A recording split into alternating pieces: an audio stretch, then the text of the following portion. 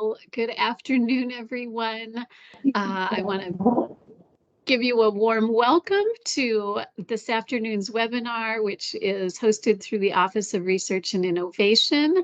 I'm Carrie Workman. I work in that office doing work on strategic projects and our implementation research as well as innovation. So I want to warmly welcome everyone here. Appreciate your taking the time to learn about the innovation mindset this afternoon. Just a quick reminder that this session is going to be recorded. So for those who can't attend, they will have access to the recording. If you have enabled your camera during this session, the recording may include your image, which is considered private data under Minnesota's Government Data Practices Act. You are by no means required to allow MnDOT to use your image, and there are no consequences for declining to do that. So to opt out of recording, simply turn off your camera. And I want to before we start, thank Michaela Kranz, who's the Communications Director in the Office of Research and Innovation, for helping to organize today's event, and really appreciate all of your work and support in making these kinds of special learning opportunities possible. And I want to take a moment to introduce today's facilitator, who is Andy Zimney. He is a principal culture consultant with employee strategies. That's one of his talents. He is also the founder of Leading Off the Cuff. He works on a national level with organizations, individuals, corporations, to inspire and support and engage around innovation and positive teamwork. Andy is also, we've had the good fortune to work with him the last couple of years. He was one of the leaders, vanguards in developing MnDOT's innovation strategy, an initiative that was led through our office director, Katie Walker, and a team across MnDOT. So we consider that to be one of the foundational pieces of MnDOT's kind of articulation of the importance of innovation. We are grateful for all of the work that Andy has done, and I know today will be an energizing and interesting and inspiring experience, because that's how Andy works. So with that, I will turn it over to you, and thank you all again for joining us today. If you have any questions, feel free to reach out to Michaela or myself. So thank you. Andy, take it away. Awesome. Thanks for the introduction, Carrie. Quick technical note, Michaela, I stopped the sharing so that I could check on the setting, and now I don't have access to sharing anymore. So I don't know if there's another user setting you can change or change back. I was sharing before and then it went away. Oh, there, it just popped up. Perfect. Oh, good afternoon, everybody. Good to see you. As Carrie said, my name is Andy Zimney, and I am with an organization called Employee Strategies. That's my primary role with MnDOT here. We work with organizations like MnDOT across the state of Minnesota and nationally as well. All sorts of different organizations, a lot of public sector agencies like MnDOT, private sector groups, nonprofits, et cetera. Ultimately, always with this primary mission of helping leaders create cultures that work. And that can take on lots of different forms. As Carrie mentioned, over the last couple of years, a lot of that work with MnDOT has been focused on helping to support and sustain a innovative culture, a culture of innovation. So this session that we're going through this afternoon is very much founded on some of the core elements that went into the innovation strategy and innovation report that we developed, well, gosh, probably about a year ago now that document came out. And if you've had a chance to read it, if you haven't, I encourage you to check it out. You'll notice one of the very first things we do is articulate a very simple definition for innovation, because we find that that's one of the first questions that comes up when folks start talking about innovation is, well, what do you mean by innovation? We all tend to think about technology very quickly, the latest iPhone that comes out, or ChatGPT, or AR, augmented reality things that are happening out there in the world of technology, but really innovation is much broader than that. So this definition was selected very intentionally. Innovation is using critical and creative thinking to implement ideas that create value for the public we serve. It's that combination of creativity and practicality, bringing creative solutions to help push the mission of the organization forward. That's ultimately what we are aiming at when we talk about innovation here. Not just maintaining, not just sustaining, but pushing forward to new, better, more valuable solutions for the folks that we serve. So we're going to have a conversation today on some key mindsets related to innovation. And to help ground our conversation, really your conversation, because we're going to take a few opportunities today to break into some short small group discussions. And we're going to head into one of those here in just a moment for just a few minutes.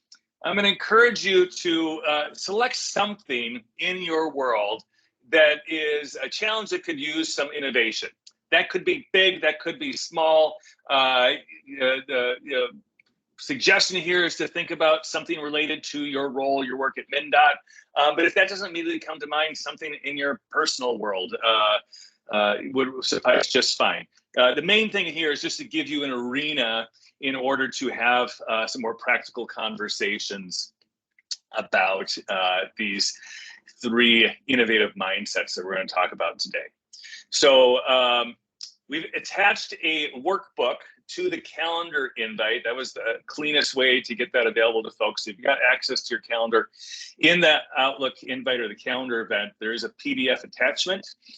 If you can access that, great. If you don't, it's not essential today, but it will serve as a guide to the conversation a bit. You'll see the same prompts you're going to see here on the slides. You'll also find that it is an editable PDF, so you can keep some of your notes and fill out that workbook as we go through the session today in those breakout rooms. So on page 2, there is this section there that asks you to think about a challenge that you want to focus your conversation on today. Michaela, are you running the breakout rooms this afternoon? Yes. Awesome. So if we can send folks to breakout rooms for just about 3 minutes here to talk about an innovation challenge that they want to focus their conversation on today, we are ready to do that. Hopefully everyone has got an innovation project, something that could, a challenge that could use some innovation in mind here as we talk about this E3 mindset. So again, if you have had a chance to look through the report, one of the core foundational pieces that's outlined in that MnDOT innovation strategy is this E3 mindset, 3 basic principles for how we want to support innovation at MnDOT: empathy, experimentation, and empowerment. And we're going to take just a little time on each of these, some mini chapters here with the time we've got left, to think about how you could apply each of these 3 mindsets to your innovation challenge, starting with empathy. So if any of you participated in the human-centered design session that we did a while back, actually we hosted 2 human-centered design seminars over the last couple of years, you know that empathy is the first step in that human-centered design approach. All about really centering on the people that we are trying to serve in the first place. So we're going to test our technical capabilities here once again. I'm going to try to play a little video here. You tell me if the video comes through, the audio comes through. If not, we'll scrap it again. But this is a commercial from US Bank. It's on TV these days. I see it every time I turn the Twins on. And I think it's a great little example of how not to practice empathy as leaders.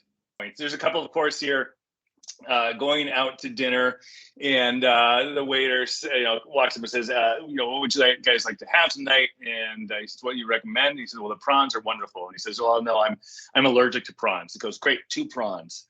And then his wife or girlfriend, his date, orders something else, maybe the steak, and the waiter says, wonderful, the truffles. And she says, I'm allergic to truffles. And they start talking about all this expense. The main point is the waiter's clearly not listening to the couple and they're just upcharging them, which US Bank uses as an analogy for all those other competitors who aren't really listening to their customers, charging extra fees.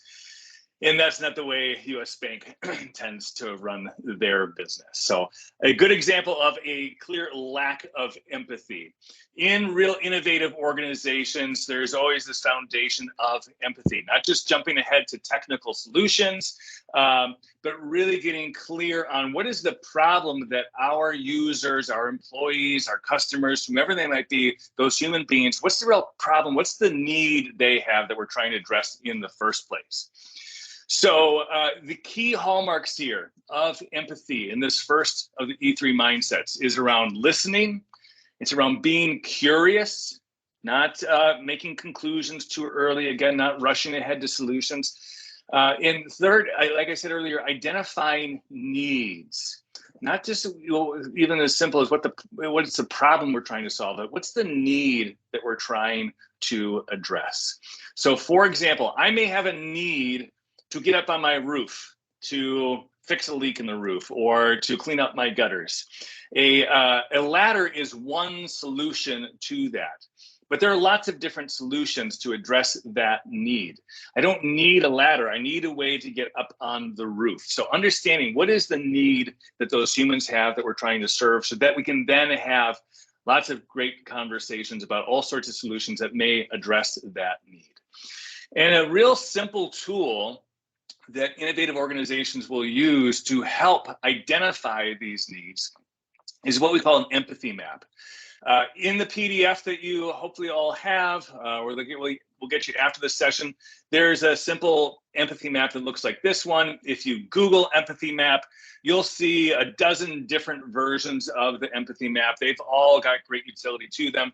And they're going to ask these same sorts of basic questions. As you think about the people that you're trying to serve, if you're in that listening, that empathetic mindset, what do you hear them say? What do these folks think? What are their thoughts, their motivations? Again, their needs. What do they do right now? What are the solutions that they're employing? What's working, what's not? And how do they feel going through that experience? I'm sure we've all had experience with solutions that work, but that are frustrating, or that are exhausting, or that are confusing. So what are those expressions emotions they're feeling as they're currently engaging with that innovation challenge? So I'm almost hesitant to say, do we want to risk some breakout room conversations once again to do some team empathy mapping here? I think we could give it one more try if the group is feeling courageous and on board with that. I'm so sorry for the issue earlier. Also, I just want to mention, Andy, we got that workbook link working in the chat now, so all folks have access to that. Great. Let's give the breakout rooms a try here. You'll just have about, assuming they work here, 7 to 8 minutes to have some conversation, share with each other, since you didn't get a chance earlier, what is the innovation challenge that you're thinking about, and have some conversation with each other around these 4 quadrants of this empathy map. As you think about the folks that you're trying to serve, and maybe it's yourself, maybe you are the human you're trying to serve, what do you currently hear people say about this? What do they do? What do they feel? What do they think about your situation? To really ground yourself in the needs there. Again, kind of coming back to, there's a real temptation to rush ahead to the solutions in the empathy mapping process. And I hope you were able to resist that temptation some and really focus on the people at the center of your challenge that you're trying to serve. For example, I was talking with someone in our session we were just talking about, she helps folks who are filing workers' comp benefit claims, and some of the needs they've got about how disruptive that is to their workload, and they need to get these documents to her. So clearly there's a need for some simplicity. There's a need for some human touch in that experience. The last thing folks want when they're in even a mild crisis situation is to feel like they're just being handed off to some automated computer system. So how do we keep things simple? How do we keep things humane and connected, et cetera, et cetera? That's the first of the E3 mindsets, empathy. That focus on the folks that we are trying to serve. The second of our E3 mindsets is experimentation, recognizing that success requires collaboration, rapid iteration, and patience. How do we build a mindset and a culture of experimentation? And I think that one of the most profound shifts that I see in teams and organizations when they really lean into experimentation is realizing that this isn't just about experimenting, it is really about changing our attitude towards experimentation. And there's a great story that I think helps illustrate this that I heard a while back. It was probably about 8, 9, 10 years ago. This is before Chat GPT. It seems like these days we're talking about artificial intelligence and machine learning all the time. But one of the first introductions I had to this idea of machine learning, like I say, was maybe almost a decade ago. And someone was telling the story about how in the earlier days of computers, there was an effort, of course, to try to build some of this artificial intelligence. And a programmer wanted to teach his computer how to play chess. So he wrote a very simple program and he taught his computer essentially how to play chess. He taught it the rules to playing chess. And then when he sat down at his computer and played a game of chess against the computer, he found that he could beat the computer pretty easily. The computer knew the rules, but it didn't understand strategy. It didn't understand how to improve. It didn't understand how to respond. And then the next thought was, oh, what if I do this? What if I program the computer, it knows the rules to playing chess right now? What if I program it to play itself in a game of chess and another game of chess and another game of chess? Just keep playing itself in games of chess. But as it's going, keep track of all the different moves that it's making against its self-opponent and how often those different moves lead to a win and how often they lead to a loss. So he writes that program and leaves the computer to run for a few days. And when he comes back to sit down and play another game of chess against the computer, it has learned so much that it's virtually unbeatable, at least to this computer programmer. Now, the advantage that I think the computer has in that situation that sometimes we miss out on as human beings is the computer has no ego involved. It doesn't care if it wins or loses. Both have equal value to the computer because it is just running experiments. What happened if I tried this series of moves? How effective is that? If I tried this series of moves, how effective is that? Learning that things don't work is just as valuable to the computer as learning that things do work. And that's what this second mindset of experimentation is all about. It's about finding ways to gain learning.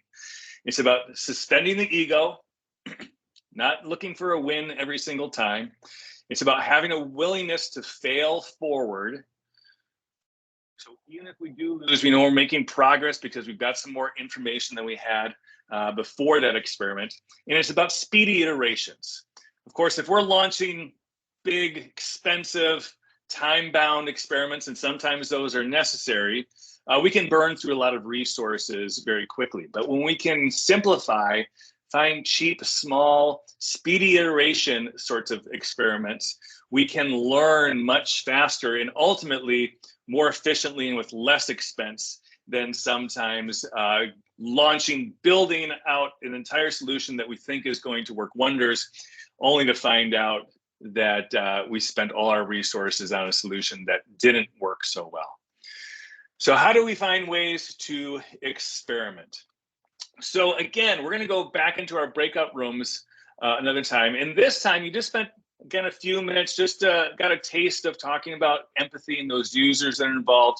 Again, we're just going to get a start on the conversation here around experimentation. And as you think about your challenge that could use some innovation, again, without jumping ahead to zeroing in on a singular solution, what are 3 experiments, small, iterative experiments that you could run in the near term that would give you a little bit more information, might help validate or disqualify some potential solutions down the road? But try to think small here, as small as you can, some mini experiments that are going to help push your understanding of that current challenge or test some potential solutions.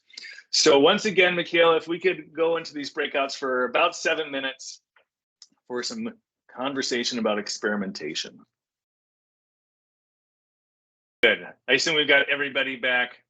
Again, I hope you had some good, albeit short conversations there around experiments, just to get the conversations primed there. This idea of experimenting, I think, is really useful at the team level, at the organizational level, even at the individual level. Sometimes we can get so overwhelmed and find some of the challenges we face really daunting if we can slow things down and say, hey, is there just something I can try this week to push things forward a little bit, or this month? I had another client that was struggling with their leadership team to keep some principles in mind. And they said, you know what if we just tried for the next 3 months reading this list of 10 principles at the beginning of each of our biweekly team meetings? We're just going to try it for 3 months. If it helps, great. If it doesn't, we'll stop after 3 months, but that's our experiment. So we can run experiments in all aspects of our work and our lives. That's the second of the E3 mindsets. The third is empowerment. And there are multiple levels to this third E3 mindset of empowerment. It applies at the organizational level, of course, but we can also apply it at the individual level. Empowerment, as it's defined in the innovation strategy, is provide support and tools to get things done, empower people to take calculated risks, voice dissenting opinions, and secure resources. And before we're done, we're going to tell you a little bit about some of the things that MnDOT innovation team is working on to help empower folks. But I also want to encourage you to think about, at an individual level, what are things you can do to take a more empowered mindset towards innovation? And for a little inspiration here, some of you might be familiar with the concept of Jugaad innovation. This is a book, of course, all about Jugaad innovation. Some of you might know Simone Ahuja. She is from the Twin Cities metro area here. I know Simone. I'm not familiar with the other co-authors on her book here. I don't know if they're folks from Minnesota or other places. But Simone is of Indian descent, and she speaks often about the power of Jugaad innovation, which is a tradition in India of using the resources, the means that are available to you. Of course, India has got a wide spectrum of socioeconomic conditions. And in some of the poorer regions, and India, of course, has some areas where there is not a whole lot of economic resources available to folks, but there is a great deal of creativity, ingenuity, and innovation available to folks. So if you go online, you Google Jugaad innovation, you'll find all sorts of great examples of folks converting water bottles to smart irrigation systems out in their gardens. Here is a motorcycle motor that's been converted into a tilling apparatus. Here you see an individual who just with some boxes and a couple of pipes has created a device to help sort the fruit that they're harvesting by size in some simple ways. This is a crew that converted a wheelchair into a convertible device that will allow that wheelchair to traverse up and down stairs, using the same sorts of materials and parts that we may find laying around in our garage, not spending millions of dollars on expensive prototypes, et cetera, but again, using the means that are available to us. So having that empowered sense, even when sometimes it may be easy to think of ourselves focusing on the scarcity around us, how do we lean into an abundance mindset where we really take advantage of all the resources that are available to us that sometimes we might not be as mindful of. So the hallmarks here of this empowered mindset are all about focusing on the assets that we have, not the deficits.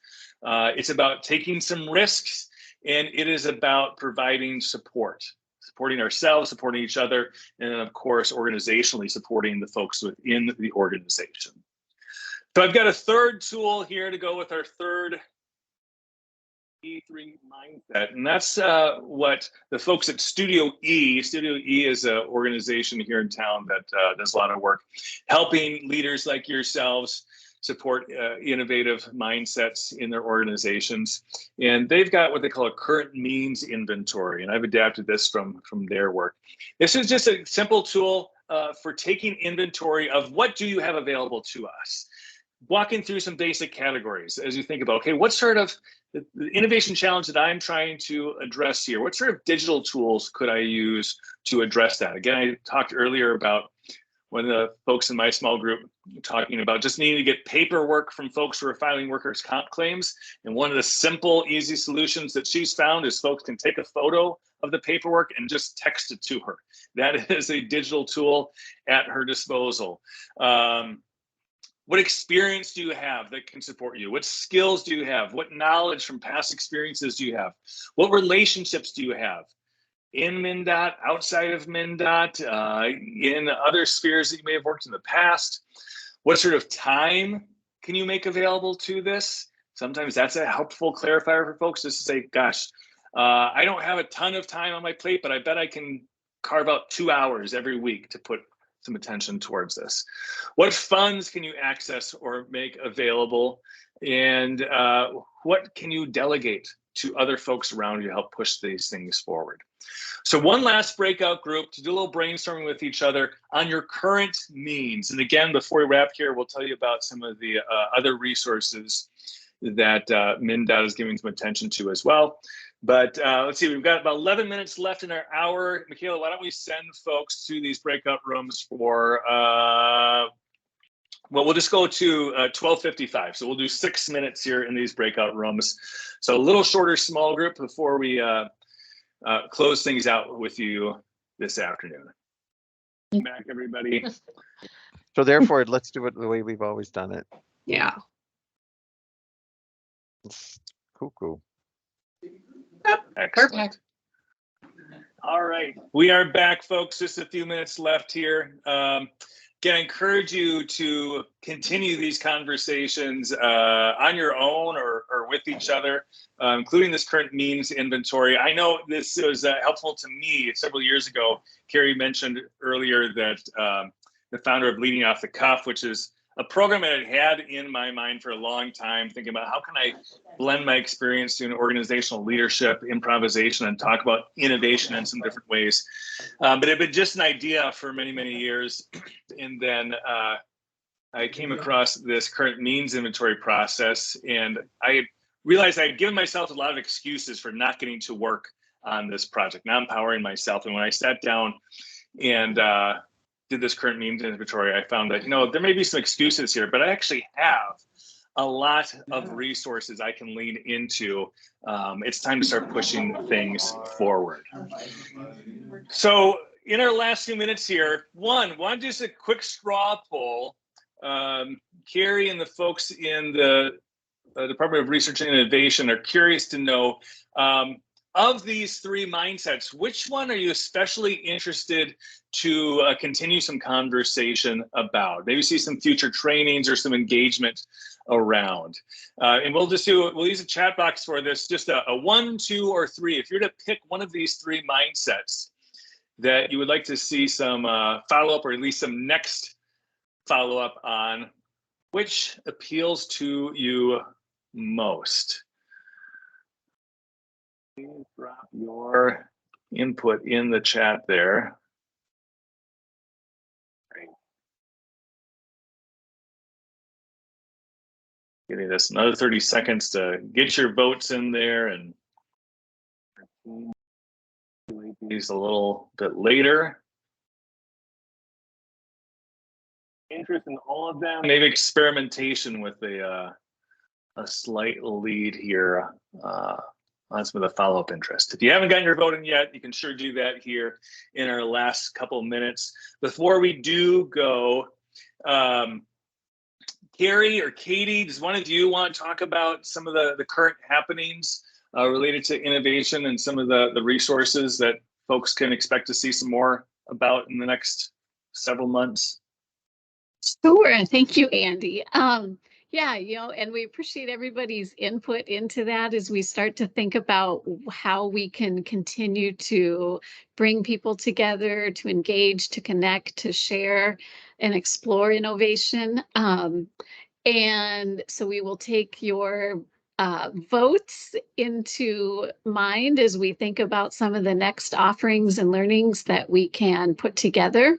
Yeah, definitely a balance of all three. They are interconnected, our empathy, our abilities and willingness to experiment, and the ways that we can support each other to feel empowered to explore our ideas. So, with all of that in mind, as Andy mentioned, our office has been working on creating an innovation pipeline and a way to connect and kind of centralize a way to do that. So we will be in the next, probably, I would say, 8 weeks in that time frame, piloting a project of our own. It will be a way for people to share their innovations that they might be working on. It could be an idea that is in an idea stage. It could be an idea that is further developed. But we will have a way to be able to share those ideas and create a pipeline. We will be putting a portfolio of innovations across MnDOT together so that people can start to, there's so much happening that is innovative, and very often people want the ability to learn about an innovation that someone has done that might be able to be utilized in other areas. So we're putting together a portfolio of innovations. We will also have a resources page for things like Andy's resource today will be included. So you can refer back to this webinar. As he mentioned, he has hosted an innovation human-centered design webinar that's included in that.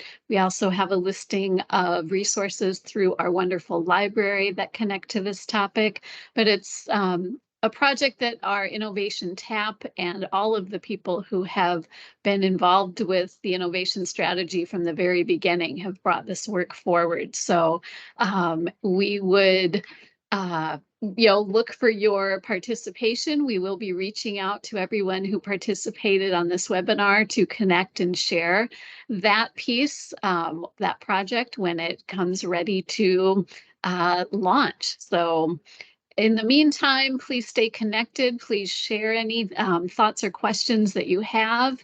Our office, you can reach me through the Office of Research and Innovation, and just part of the team. So I really appreciate everybody taking the time this afternoon over your lunch hour to explore something different, and welcome further comments and feedback in the days ahead.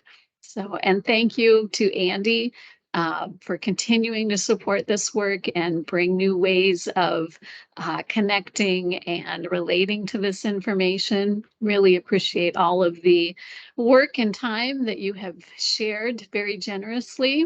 And thank you to Michaela for being in the hot seat with lots of the tech gremlins today. So thank you, everyone.